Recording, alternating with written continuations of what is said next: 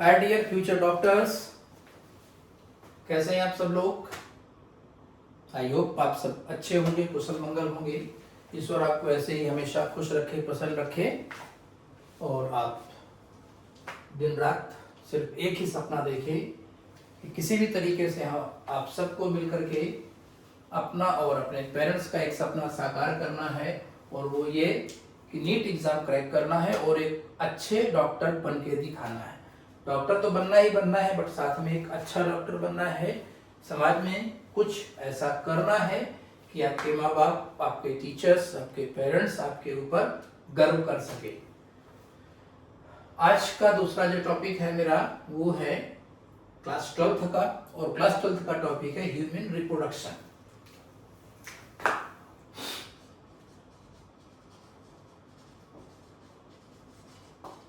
Human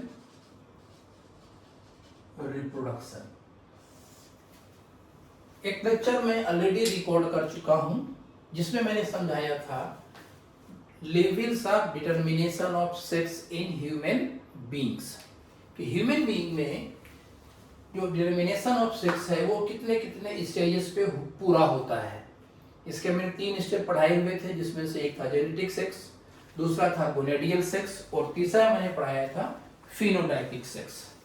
आज हम जो टॉपिक स्टडी करने जा रहे हैं, और वो टॉपिक है ह्यूमन में जो रिप्रोडक्शन है वो, उसमें से जो क्या क्या इवेंट्स होती हैं, मेल और फीमेल रिप्रोडक्टिव सिस्टम में कौन कौन से ऑर्गन है, उनका फंक्शन कैसे, वो काम कैसे करते हैं, कैसे फर्टिलाइजेशन होगा, कैसे oogenesis, सब कुछ टोटल मतलब ओवरऑल ये जो पूरा का पूरा चैप्टर है, आज से हमारा वो तो सीरीज चालू होगी इस ह्यूमन रिप्रोडक्शन के चैप्टर की, जिसमें मैं आपको 1 बाय 1 एक एक टॉपिक डिस्कस करूंगा, और आप आगे चल करके इसको धीरे धीरे पूरा समझें अच्छे तरीके से। एक ध्यान रखिएगा, जब भी कोई चैप्टर या कोई टॉपिक मैं पढ़ाऊं और आप उसको खुद एक बार अपने एनसीईआरटी बुक से रिवाइज करिए।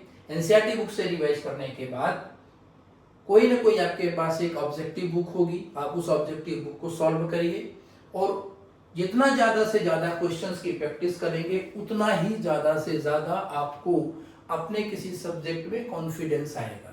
क्योंकि जब हम लोग थ्योरी पढ़ाते हैं तो थ्योरी कुछ अलग तरीके से फ्रेम होती है, लेकिन जब क्वेश्चंस होता है उसी थ्योरी पर, उसी लाइन पर, तो कुछ एक डिफरेंट तरीके से फ्रेम होता है।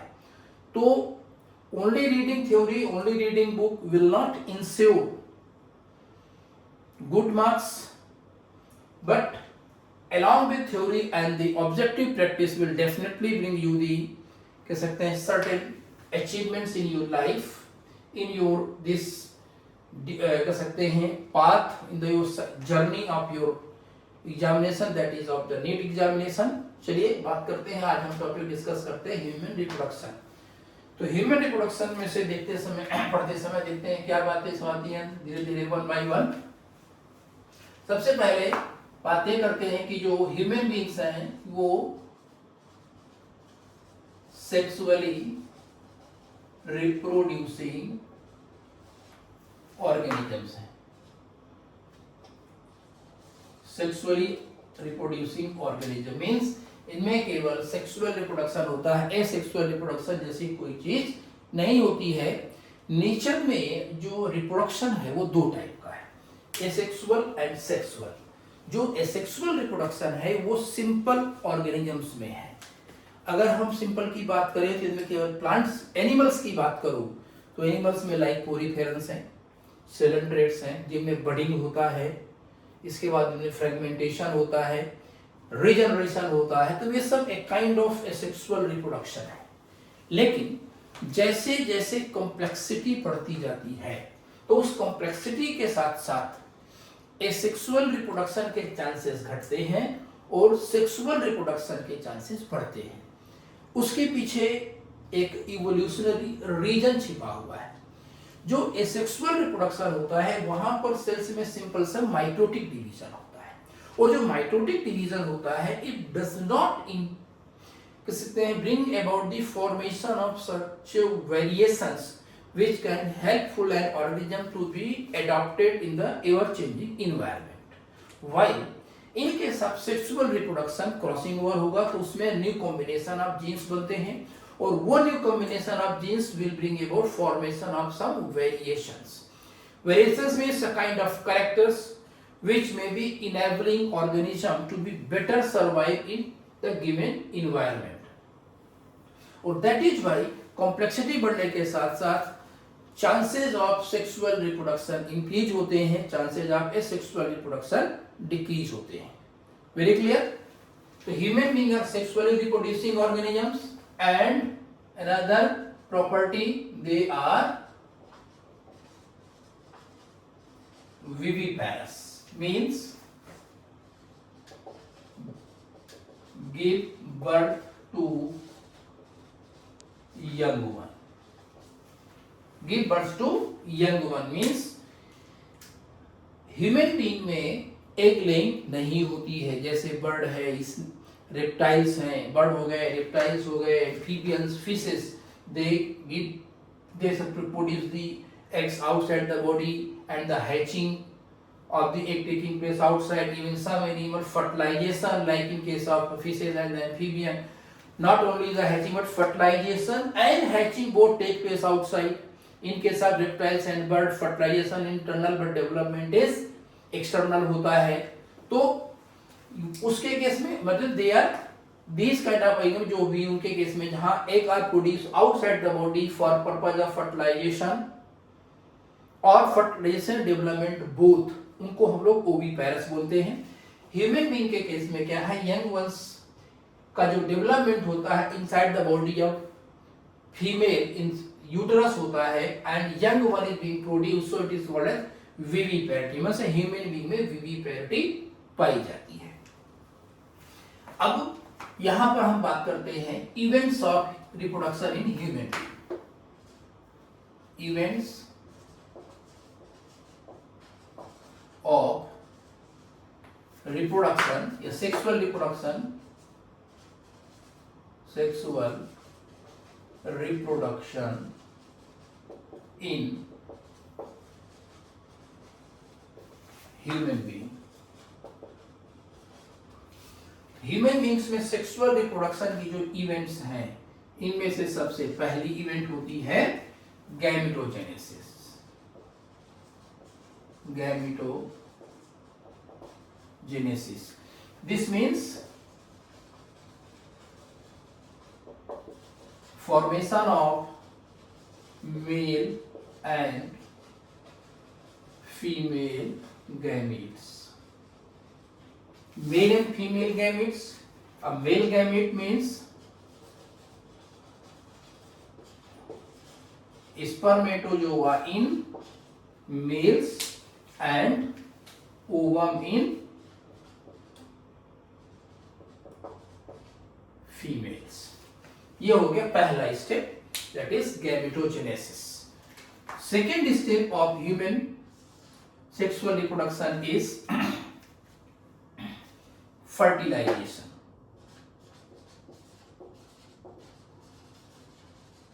Fertilization means जो मेल गैमीट है, male gamete and here it is the female gamete. ये हुआ अपने पास female gamete और here it is the male gamete. इन मेल और फीमेल गैमीट का होता है फ्यूजन. ये फ्यूजन ही क्या कहलाता है, फर्टिलाइजेशन कहलाता है. This fusion known as fertilisation. और इस फ्यूजन के रिजल्टेंट क्या होता है, formation of zygote, that is diploid structure. ये जो हैप्लॉइड गैमेट्स होते हैं, male gamete haploid, female gamete haploid, each having 23 chromosomes fused together and result in the formation of zygote, that is diploid state. And third phase or third step is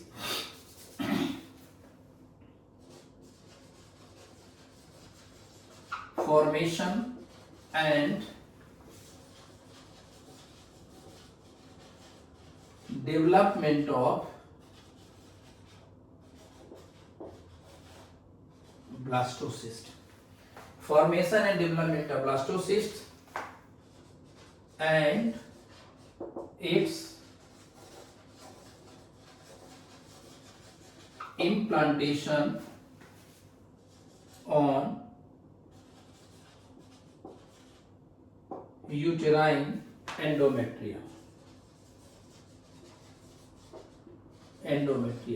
मतलब जो female का reproductive system है, उस female के reproductive system में जो uterus होता है, उस यूट्रस की एंडोमेट्रियम में ये जो ब्लास्टोसिस्ट होता है वो इम्प्लांट होता है, मतलब उसका यहां पर ये अटैचमेंट हो जाता है, ये blastocyst. This one is the blastocyst. तो ये होता है एक प्रकार का इम्प्लांटेशन की इवेंट होती है। तो सबसे जो मेल फीमेल गैमीट का फ्यूजन जाइगोट बनेगा, इस जाइगोट का फर्दर एम्ब्रियोनिक डेवलपमेंट होता है और उस एम्ब्रियोनिक डेवलपमेंट का रिजल्टेंट यहाँ पर आगे फर्दर डेवलपमेंट स्टेज आती है, जैसे कि जाइगोट में होता है एक event cleavage.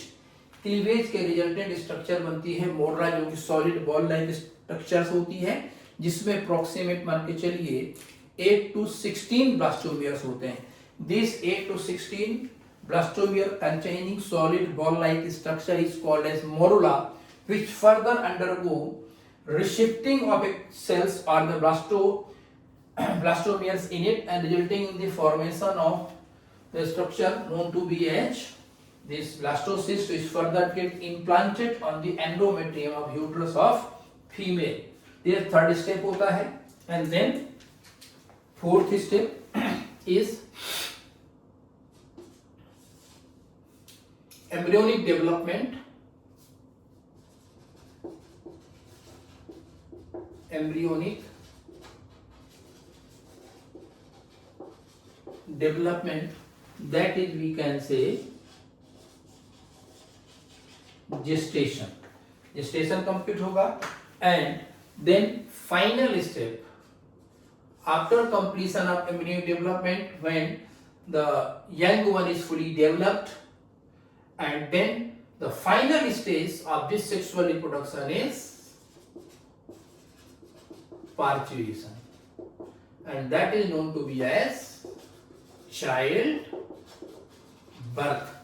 These are the 5 events major taking place. First stage में गैमेटोजेनेसिस हुआ, एक पर्टिकुलर एज पर मेल और फीमेल में गैमीट फॉर्मेशन स्टार्ट हो जाता है। जिस एज में गैमीट फॉर्मेशन स्टार्ट होता है वो लगभग मान के चलिए कि फीमेल्स में 11 से 12 साल की एज है और मेल्स में 13-14 साल की एज है अप्रॉक्सीमेट, जहां पर हम बोलते हैं commencement of puberty, that mean attaining sexual maturity, where male and female are have start producing their gametes. Then after, if the gametes are meeting together, then they will undergo the process of fusion, that is called leading to the fertilization, and then formation of zygote take place. Then formation of development of the blastocyst resulting its implantation, and once it get implanted, this blastocyst further development with further stages like gastrula. Then there is the organogenesis, and as a result of organogenesis, different organs of the embryo are formed. Hence, the embryo develops into the fetus, and the fetal development takes place inside the uterus. This entire phase of fetal development or the embryonic development collectively is said to the gestation. As a result of gestation, the fetus is fully grown, it is ready to be delivered, and the childbirth is called parturition. थोड़ा सा gametogenesis में variations हैं, variations in gametogenesis of male and female, variations in gametogenesis of male and female. जो mail का gametogenesis है, अगर हम ideal एक नॉर्मल एज की बात करें तो मान के चले लगभग ये 13 to 14 ईयर्स ऑफ एज में स्टार्ट हुआ। इसका जो बिगिनिंग टाइम होता है वो 13 से 14 साल की एज में आसपास ये एक फीमेल चाइल्ड में स्टार्ट हो जाता है and continuous till old age, continuous till old age. Old age तक चलता रहता, मीन्स ये बियॉन्ड 65 के बाद भी स्पर्मेटोजेनेसिस ह्यूमन मेल में चलता रहता है।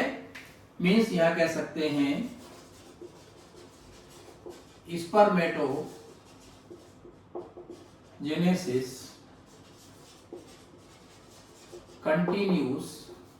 continues in old age. While in case of female के केस में क्या है, जो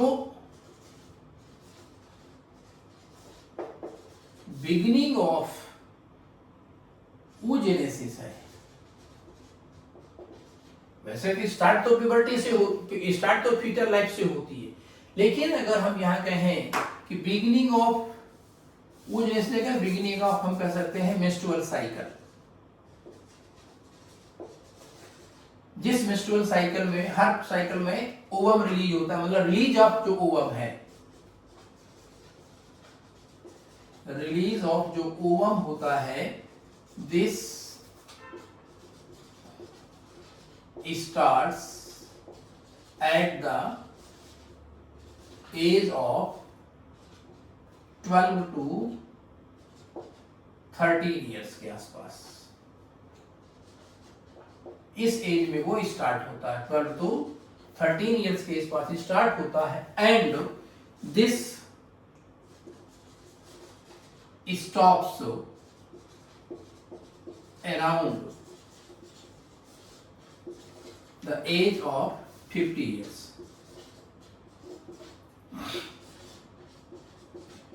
एज ऑफ 50 इयर्स के आसपास जाकर के रुक जाता है, सीज हो जाता है, रुक जाता है। मिस जो गैमेटोजेनेसिस है एक मेल में प्यूबर्टी से स्टार्ट होगी, ओल्ड एज तक चलती रहेगी। Old age male gamete production में सक्षम रहते हैं, means they are capable of enjoying fatherhood, while in case of female the oogenesis process or menstruation, the first release of ovum starts from this age, 12 to 13 years of age, and this may be continues till the age of 50 years, or it may be, that means female to female variable होता है, किसी female में 45 तक रहता है, किसी 55 भी हो सकता है। That is why एनसीईआरटी में लाइन लिखी गई है, एनसीईआरटी के चैप्टर के फर्स्ट पैराग्राफ की लास्ट की 4 लाइन अगर जरा पढ़ेंगे, 4-5 लाइनों में लिखा हुआ है कि around the age of 50 years female में मेंस्ट्रुएशन या oogenesis बंद हो जाता है। दैट मीन इस एज के बाद फीमेल्स में मेंस्ट्रुएशन नहीं होता है, या हम कह सकते हैं कि देयर इज मीनोपॉज। फीमेल्स में मेंस्ट्रुएशन नहीं होगा, मीनोपॉज की स्टेज आ जाती है। खैर चलिए, मेल के केस में oogenesis मेल के केस में ये जो स्पर्मेटोजेनेसिस है ये रुका तो नहीं, अभी भी कंटिन्यू है, बट होता क्या है कि एडवांसिंग एज के साथ साथ जैसे जैसे एज की एज बढ़ती है, मेल के केस में भी ये होता है कि sperm count and quality, sperm count and जो क्वालिटी होती है स्पर्म की वो डिक्रीज हो जाती है। और ये स्पर्म काउंट और क्वालिटी दोनों घटने के पीछे का कारण होता है ADAM. This stands for androgen deficiency in ageing males. इसका फुल फॉर्म हुआ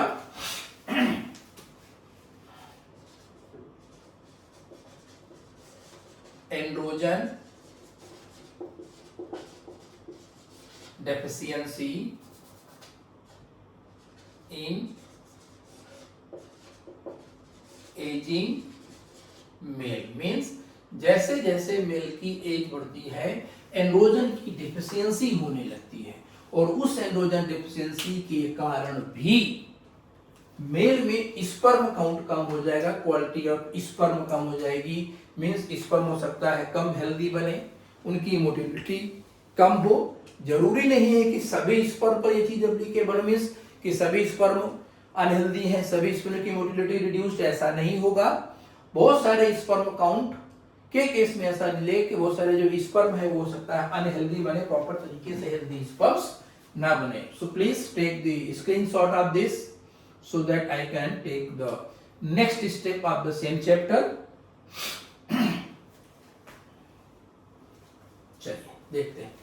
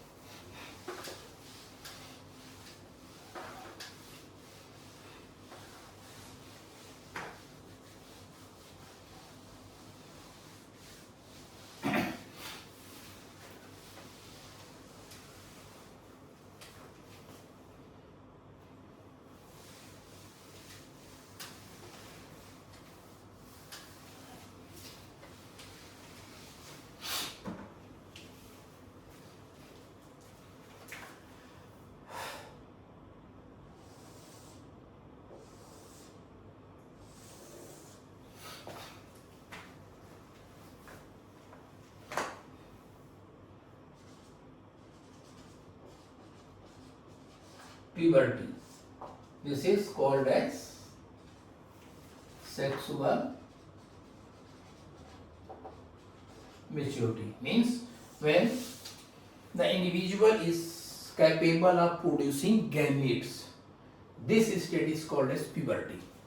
अब इस puberty अगर हम यहाँ से बात करें 0 to approximate 13 years of age. 13 years of age. इस केस में हम कहते हैं there is no puberty. But after that, beyond this age, signal for puberty present. Signals for puberty can be seen in the child.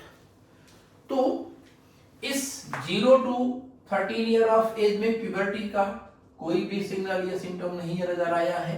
But after that as, इस as के बाद में signals for puberty आना शुरू हो गए।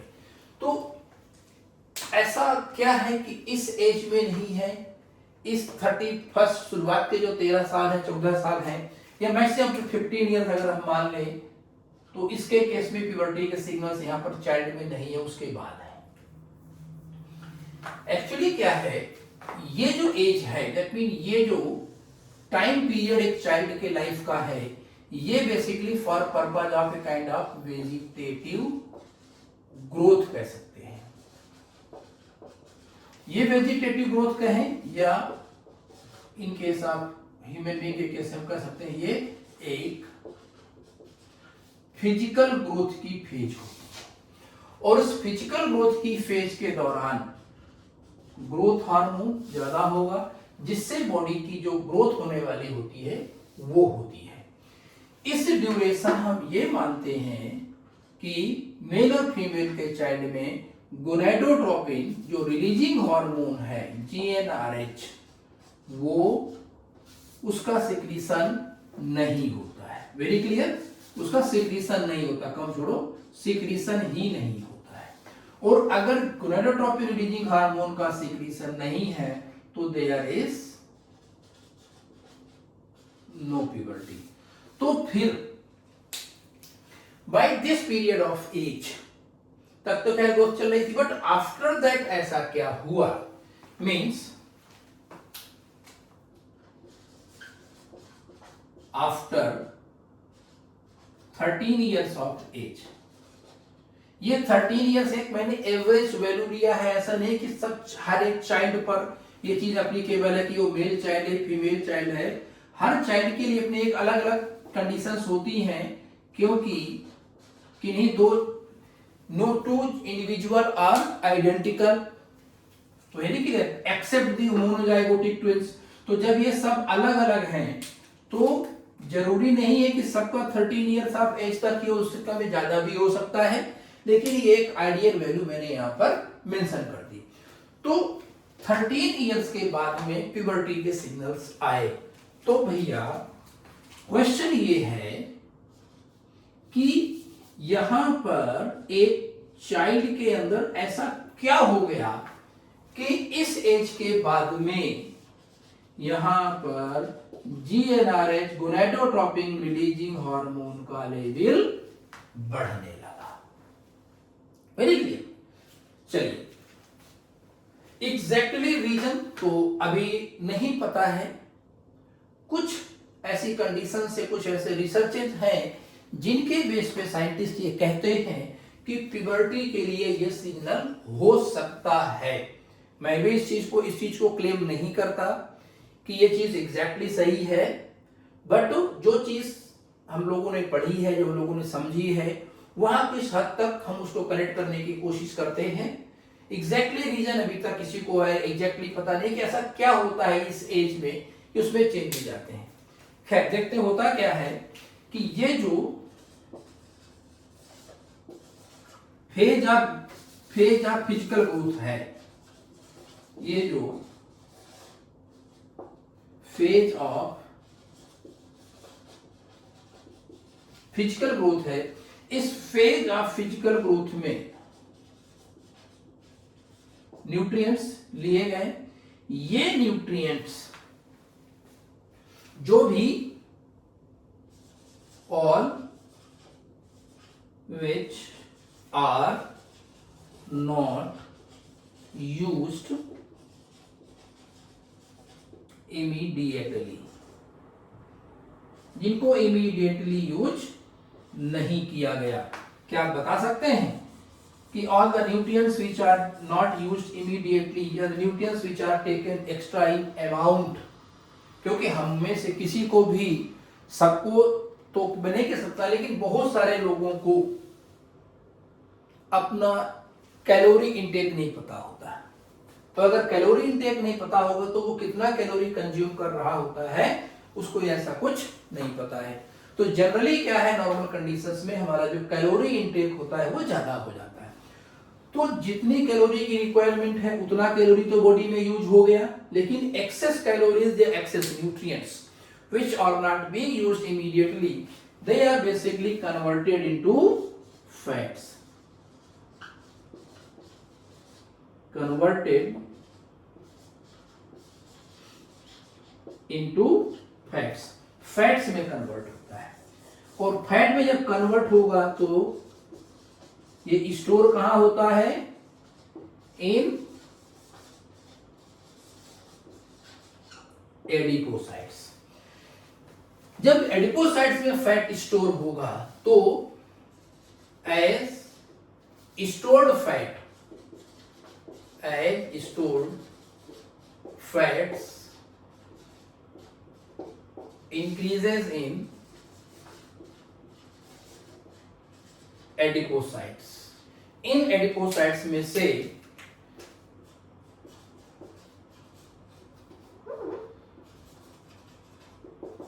Secretion of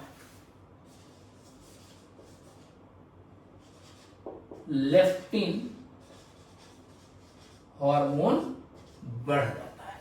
leptin hormone का secretion बढ़ने लगता है। अब जब लेप्टिन हार्मोन ज्यादा होगा तो ये क्या करता है, जो हमारा हंगर सेंटर होता है,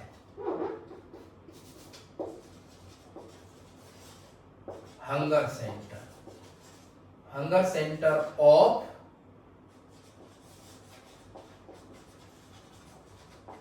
हाइपोथैलेमस, उसको क्या करता है, ये सप्रेस कर देता है, ठीक है। उस हाइपोथैलेमस की एक्टिविटी को क्या कर देगा, हंगर सेंटर हाइपोथैलेमस की hypothalamic hunger centre of hypothalamus को ये क्या करेगा,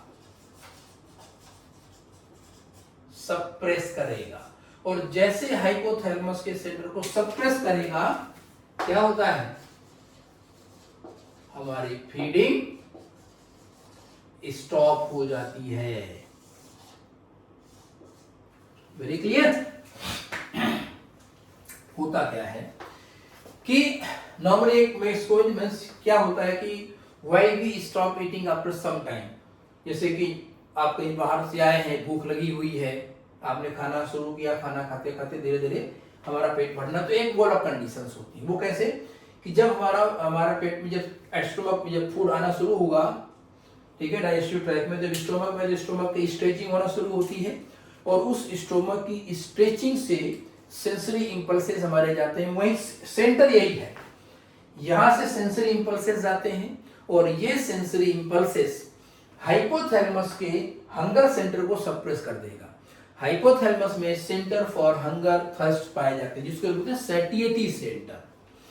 सैटिएटी means sense of fullness, means कि जैसे जैसे हम स्टोमक की स्ट्रेचिंग होगी तो वहां से जो सेंसरी इंपल्सेस जनरेट होंगे, वो सैटिएटी सेंटर की एक्टिविटी को क्या कर देगा, एक्टिवेट कर देगा। और अगर सैटिएटी सेंटर एक्टिवेट हो गया, मीन्स फुलनेस की सेंस आ गई, तो हंगर सेंटर क्या होगा, सप्रेस हो जाएगा। Very clear. और इस केस पर हमारी फीडिंग बंद हो जाती है। अब होता क्या है, ऐसा माना जाता है कि certain type of neurons known to be kisspeptin neurons बोलते हैं। किस वन न्यूरॉन्स होते हैं, KISS, किस वन न्यूरॉन्स होते हैं, और उन किस वन न्यूरॉन्स का एक्टिवेशन हो जाता है, जिसके रिजल्टेंट यही लेप्टिन हार्मोन भी इस एज के बाद कंपैरेटिवली ज्यादा निकलना शुरू हुआ। मींस होता क्या है कि around the age of 13 years, around the age of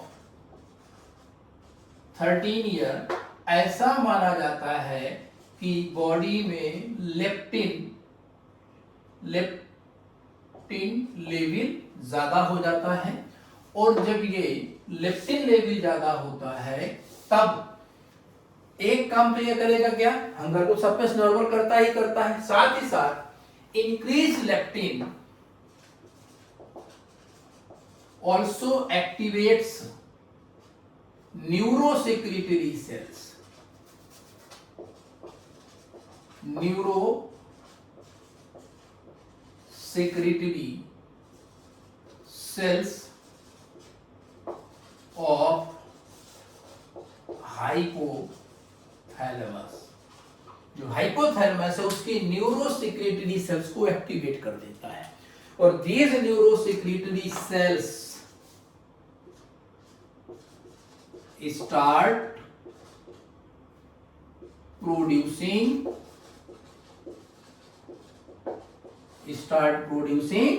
hormone GnRH। और जब GnRH बनना लगेगा दोस्तों, जैसे GnRH का सिंथेसिस चालू होगा, क्या हो जाएगा,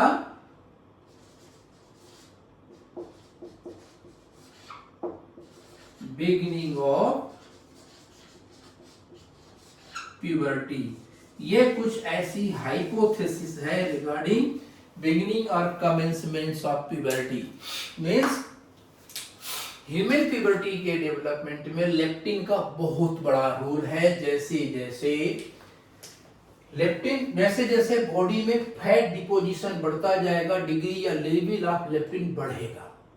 अब ये ऐसा सेंस होना क्यों जरूरी है, सिंपल सी कॉन्सेप्ट ये है, जो सेक्सुअल रिप्रोडक्शन है, this sexual reproduction is very time taking and energy consuming process, because in this process gametogenesis has to take place. The entire development of reproductive system has to take place, not only for gametogenesis but in case of female, to prepare body in such way that it can properly support the developing embryo and the fetus later on. सो उस पूरी body के preparation के लिए बहुत huge supply of energy की जरूरत होती है। और अगर बॉडी में एनर्जी डिपॉजिट कम है, अब एनर्जी डिपॉजिट हमारी बॉडी में मैक्सिमम जो स्टोर्ड फूड होता है वो लिपिड के फॉर्म में होता है। कभी आपने सोचा कि मैक्सिमम जो रिजर्व फूड होता है वो लिपिड के फॉर्म में ही क्यों स्टोर्ड है? एक्चुअली क्या है, lipids are condensed molecules, so they acquire less space to be stored, means जितने जगह पर 1 ग्राम कार्बोहाइड्रेट स्टोर्ड होगा उसी जगह पर उससे 10 टाइम्स लिपिड स्टोर्ड हो सकता है। एक तो लिपिड कार्बोहाइड्रेट से डबल एनर्जी रिलीज करते हैं और कार्बोहाइड्रेट से कम स्पेस एक्वायर करते हैं, मींस लेस स्पेस पर भी मोर अमाउंट ऑफ फूड का स्टोरेज कह सकते हैं, या सिंपल सी चीज का है, कहते हैं गागर में सागर भरना, मतलब थोड़ी सी जगह पे बहुत सी चीज को इकट्ठा करने वाली कंडीशन यहां पर है। तो जैसे जैसे बॉडी में लिपिड कंटेंट बढ़ता है तो उन एडिपोसाइट से लेप्टिन सिक्रीशन बढ़ेगा, मींस एक पर्टिकुलर एज तक बॉडी में इतना लिपिड डिपॉजिट हो जाता है जिससे लेप्टिन सिक्रीशन बढ़ जाएगा और वो इंक्रीज लेप्टिन हाइपोथैलेमस। देखो लेप्टिन का रोल कहां है? हाइपोथैलेमस में ही है। हंगर सेंटर को सप्रेस करने का मतलब फीडिंग को रोकने में सपोर्ट कर रहा है, नहीं कर रहा है? तो वही लेप्टिन मतलब इस हाइपोथैलेमस में 2 अलग अलग कंपोनेंट्स होते हैं। जब आप कभी नर्वस सिस्टम के बारे में पढ़ेंगे तो hypothalamus has dual role in the body, neural role as well as endocrine role.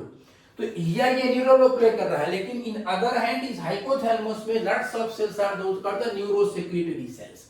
These neurosecretory cells are the hormone secreting cells.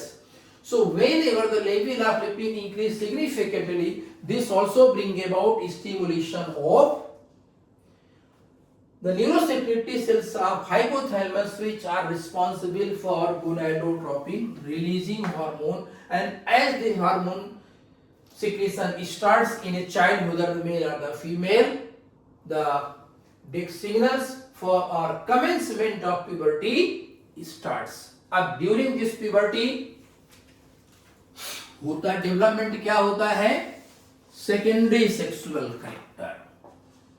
तो आते हैं यहां पर सेकेंडरी सेक्सुअल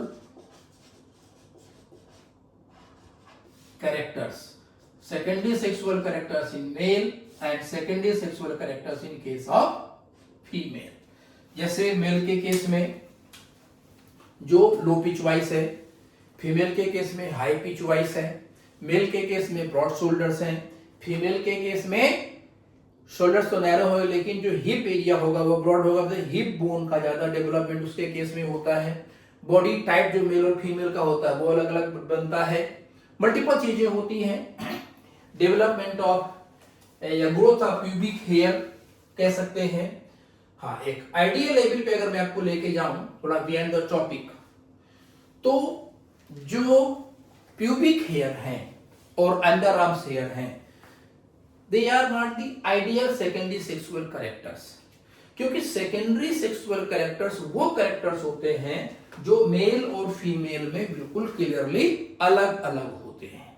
जैसे वॉइस का पिच का चेंज अलग अलग होना, जैसे मेल की वॉइस लो पिच होती है, फीमेल की वॉइस हाई पिच होती है।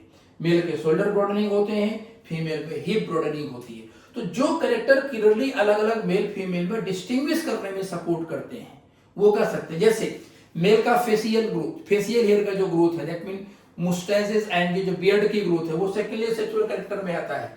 लेकिन ऐसे कैरेक्टरिस्टिक्स जो डेवलपमेंट तो उस टाइम पे होते हैं, जिनका डेवलपमेंट तो प्यूबर्टी के कमेंसमेंट पर होता है, लेकिन वो मेल और फीमेल दोनों में कॉमन है। और वो कौन से? Pubic hair and under arms hair से ऐसे हेयर है, या एक्सियल हेयर, एक्सियल हेयर मतलब अंडर आर्म्स हेयर, ये है जो मेल फीमेल दोनों में कॉमन है। इसलिए कुछ कह सकते हैं कि रिप्रोडक्टिव बायोलॉजिस्ट इन कैरेक्टर को सेकेंडरी सेक्सुअल कैरेक्टर में इंक्लूड नहीं करते। किन दो को? Growth of pubic hair and growth of axial और अंडर आर्म्स हेयर को सेकेंडरी सेक्सुअल कैरेक्टर में कुछ लोग इंक्लूड नहीं करते हैं। Very clear?